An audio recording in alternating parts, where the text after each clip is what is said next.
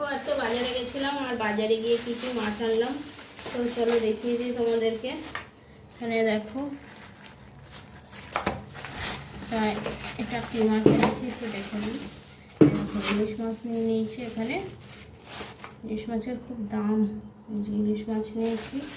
এখানে দেখো